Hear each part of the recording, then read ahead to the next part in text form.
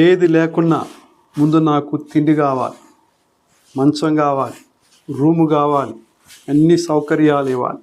పిలిచినంత మాత్రం సరిపోదు, మంచి గౌరవం ఇవ్వాలి. మొన్న స్టేజ్ మీద పిలిచావు పేరు పెట్టి, కానీ నాకున్నటువంటి BA, BEd, LA, MA, MEd, LLB ఈ తోక చెప్పలేదు, గౌరవించలేదు. నాకు ఎంత అవమానం, నేను పడ్డ కష్టం అంతా ఎడిపోయింది. మొన్న ఇంటికి పిలిచినావు, కనీసం మాంసంతో కూడా భోజనం పెట్టలే. ప్రియ సహోదరుడా, ఇలాంటి మాటలు వింటూ ఉండవచ్చు, నీవు అని ఉండవచ్చేమో. అనేక సార్లు సౌకర్యాల కోసం జీవితంలో సర్దుకుపోయేటటువంటి తత్వం లేకుండా, త్యాగం ఇసుమంతైన లేకుండా నీ జీవితం ఎప్పుడు కూడా ఇతరులకు ఇబ్బందికరంగా ఉందా, బాధాకరంగా ఉందా? ఇబ్బంది పెట్టే పరిస్థితుల్లోనే ఉన్నావా? వాళ్ళు ఏడిపించే పరిస్థితులు ఉన్నావా? ఒకసారి మోషేని చూడండి.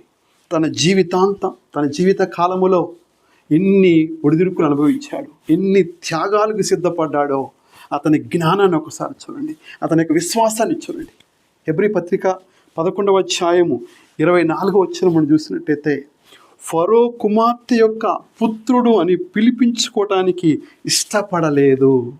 ఆ గొప్ప అంతస్తు, ఆ భోగభాగ్యములు, ఆ పేరు ప్రఖ్యాతులు ఆమె కుమార్తెగా, ఆమె కొడుకుగా ఉండటానికి ఇష్టపడలేదు.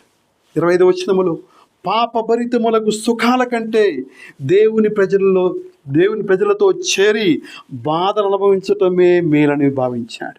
26వ వచనములో, ఐగుప్తులోని ధనరాశులన్నిటికంటే దేవుని కొరకు నిందలు సహించటమే మేలు, రాబో బహుమానంపై దృష్టి పెట్టాడు మోషే.